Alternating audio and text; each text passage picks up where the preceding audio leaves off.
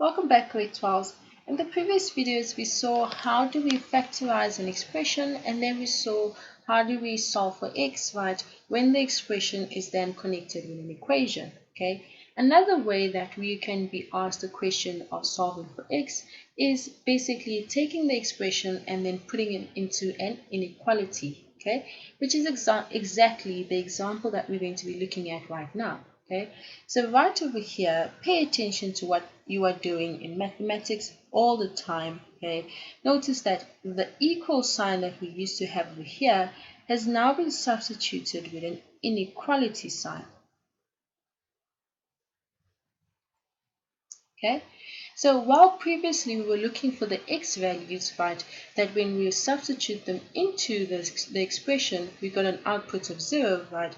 What we're now looking for is all the x values, right?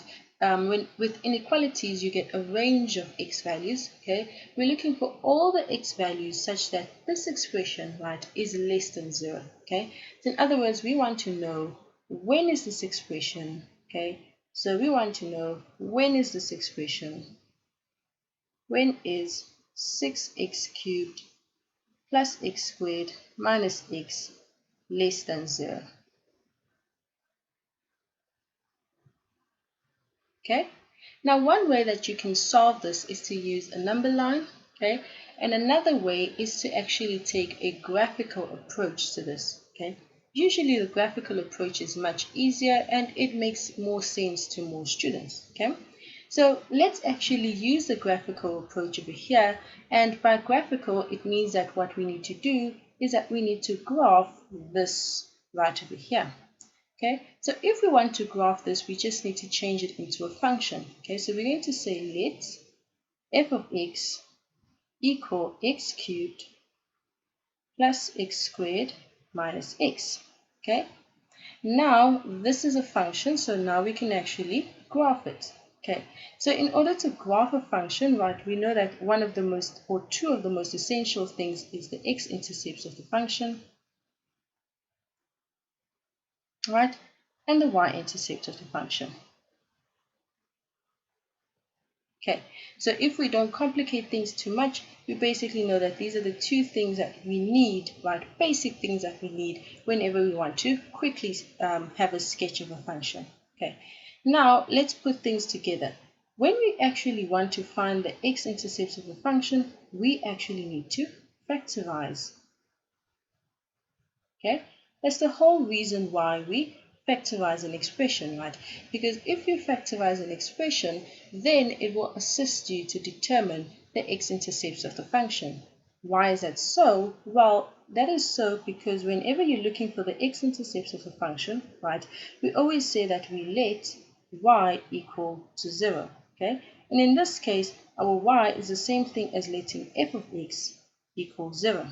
Okay, now this should look suspiciously familiar because then if you substitute back f of x, you'll get 6x cubed plus x squared minus x is equals to 0. Okay, and we just dealt with this in the previous video. We saw that when you solve this, okay, so we're actually starting by factorizing. You get that the three x values, right, or the three solutions to this equation is x is equals to 0, x is equals to 1/3, and x is equals to negative a half. Okay, so now that we have this, we now know that all of these x values are basically the x-intercepts of our function. Okay, now what about the y-intercept? Well, for the y-intercept, we always say that we let x equal 0. Okay, now whenever a function has an x-intercept of 0, it will also have a y-intercept of 0. Okay, think about it. The origin is only 1 point. So if the graph cuts the origin at x is equals to 0, that is an x-intercept and also a y-intercept. Okay? If that's very hard to think about, then basically substitute x is equals to 0 into this given expression, and you'll see that you will still get 0. Okay?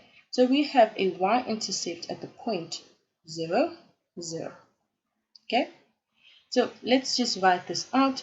For our x-intercepts, we have an x-intercept of 0, 0, okay, another one at 1/3 0, and then the last one at negative a half 0. Okay. Okay, so now what we have is a set of axes for ourselves, and then we're going to quickly sketch out all of these points that we determined. Okay. Another thing that's going to help is for us to determine what happens on the far ends, right, of the function. Okay, so we want to find out what happens on this end of the function, okay, and also on this end of the function. Okay, but really, in other words, what I'm trying to say is we're trying to find out what is happening at very negative values of x and very positive values of x. Okay. Right, and as you carry on in your career in grade 12, right, this specific function where your x is actually an x cubed, you'll learn more about it. This is called a cubic function.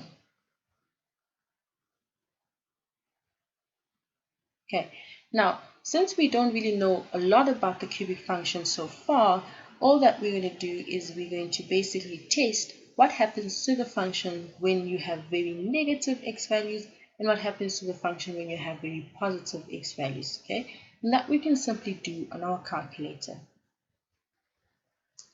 Right, so pulling up the calculator, we now have the expression that we're trying to test, right?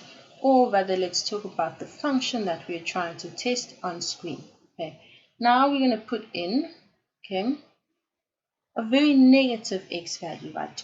Pick a very big one, right? So something like negative 80.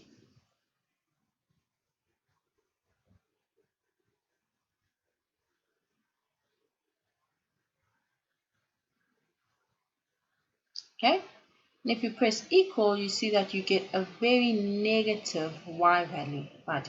So that basically tells you that this function, okay, when x is very, very negative, it is somewhere down over here in the third quadrant. Okay, right, so now let's repeat this process with a very positive number, right? So let's pick something like 1,000.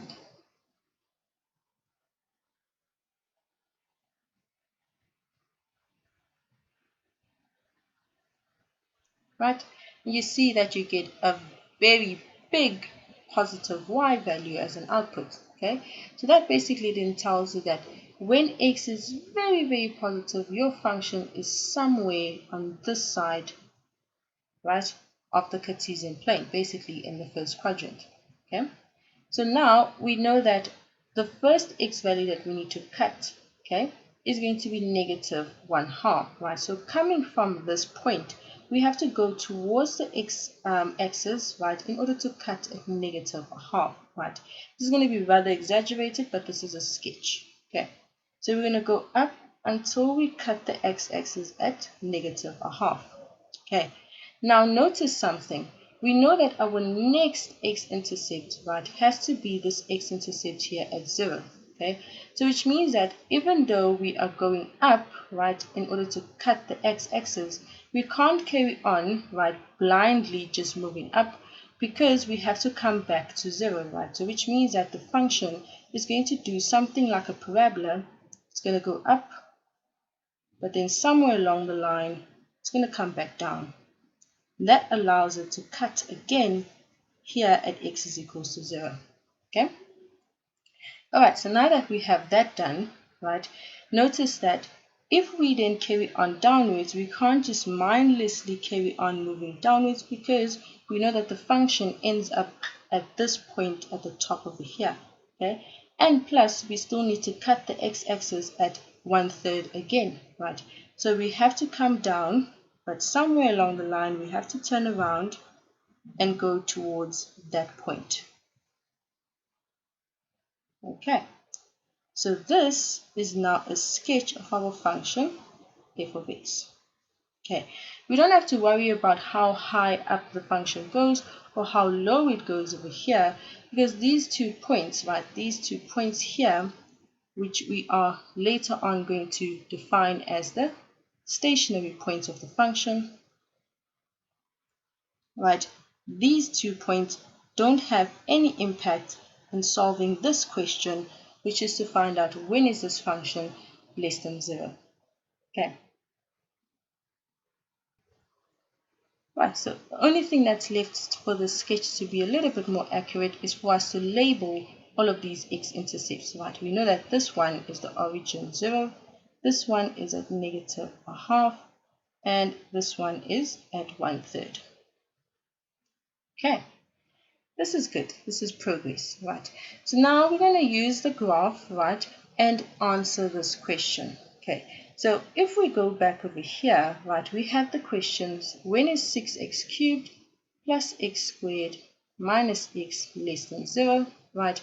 And then we said, well, we're now going to think of this expression as a function. So basically what we're asking is, when is f of x, less than 0, okay? And f of x is this graph right over here, okay? Now, less than 0 on a graph, right, so on a graph basically just means below the x-axis. Right, now hold up. Why did we just immediately go to saying that this means below the x-axis? Well, we take that from the knowledge that this x-axis, right, is basically defined by the equation y is equals to 0, okay? Now, if you have y greater than 0, you are above the x-axis, and if you have y less than 0, you are below the x-axis, okay? Now you can see that we have this interchange of notation, y, f of x, all of that means exactly the same. Okay, so we can think of all of this as f of x equal to 0 over there, f of x greater than 0 there, and f of x less than 0 over here. Okay, so that's why we then say that this expression, right, f of x less than 0 means below the x-axis. Okay, now our task is basically done. All that we now need to identify is the parts of the graph that are actually below the x-axis. Okay, and we're going to highlight them in red, right? You can see that that is going to be this part of the graph right over here. And we also have this part of the graph right over here. Okay, now keep yourself calm while you are doing such questions. Think about what you're doing. What you're trying to do is to solve for x, right? So which means that your answer has to be such that you are stating x values. Okay, so go to the x-axis, right? And when you go to the x-axis, now actually analyze what you have. Okay, you can see that for the first one, it makes sense that if you want to capture this part of the graph, which is below the x-axis, this part in red, it means that you have to start with this x value at negative a half, right? But do you want to actually include that x value? No, because that x value satisfies the equation f of x equal to 0. We are no longer looking at that equation. We are now actually more focused on the inequality f of x less than 0, okay? So what we mean is that what we're going to have over here at this point is an open circle. Okay, and then we are then looking for all these solutions to the left, right, of negative a half. Now, how do we capture this solution over here? Well, for that, it is still the same thing. We are going to have open circles here at 0 and 1/3. And we're looking for the x values in between, so it's just these x values in between over here. Okay, so then we can write this out as our solution.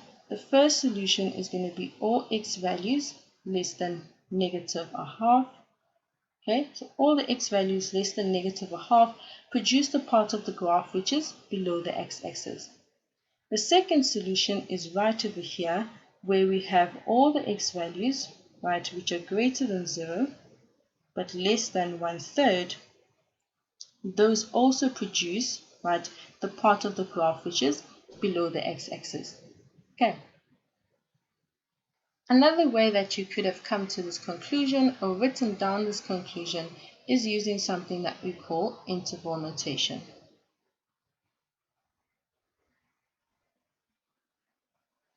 Okay, So if you want to write your solution using interval notation, then you would basically state it as x, write an element, okay, of all the x values coming in from negative infinity up until you get to negative 1/2. Okay, that's the first part. And then since we have two solutions, we use this symbol that looks like an upside down U. Okay, and this symbol over here basically means union, okay, which means together. Okay, sort of like a sum if you want to think about it like that as well. Okay, so we're saying that our x values, right, lie within this first interval together with the x values which lie in the second interval, which is the interval 0, okay, to 1/3. Right, and notice that I'm using open brackets, right, and by open brackets I mean these brackets over here. Okay, I'm using open brackets over here because none of these x values, negative 1/2, 0, and 1/3, are actually included in our solution set.